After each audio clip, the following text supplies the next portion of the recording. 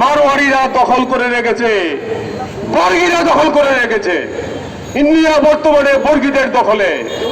নরেন্দ্র মোদী একজন বর্গী, আপনারা জানেন মারাঠা বর্গী, তাম ভারতবর্ষ বর্গীদের দখলে, পশ্চিম বাংলা ভারতের বর্গীদের দখলে, মেঘালয় বর্গীদের দখলে, আসাম বর্গীদের দখলে, 7 রাজ্য বর্গীদের দখলে, আপনি উড়িষ্যা দখলে, আপনারা ঝাড়খণ্ড দখলে, বিহার বর্গীদের দখলে। এই সমস্ত জনপদকে আহ্বান জানাই, আপনারা ঐক্যবদ্ধ হন বর্গীদের বিরুদ্ধে লড়াই করার জন্য। আজকে মাওলানা ভাসানী যদি থাকতো তাহলে পদে পদে আমাদের বলতো খামোশ। সেই খামোশের নেতা আমাদের মাঝে নাই।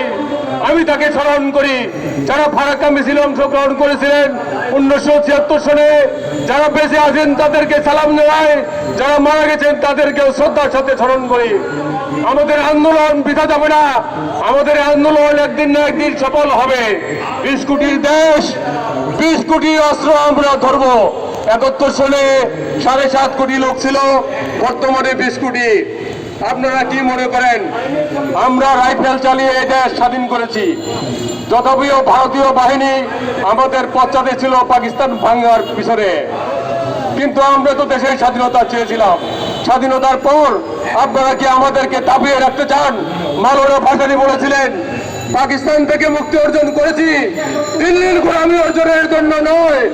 আমরা দিল্লির গোলাম হব না, আমাদের এই মাটিকে ভারতের দ্বারা দখল করে নিতে দেব না। আসাম, বিহার, উড়িষ্যা, আমার ঝাড়খণ্ড, সমস্ত দেশের মেহনতি মানুষদের প্রতি আমি আহ্বান জানাই, আপনারা ঐক্যবদ্ধ হন মারাঠাদের বিরুদ্ধে, বর্গীদের বিরুদ্ধে।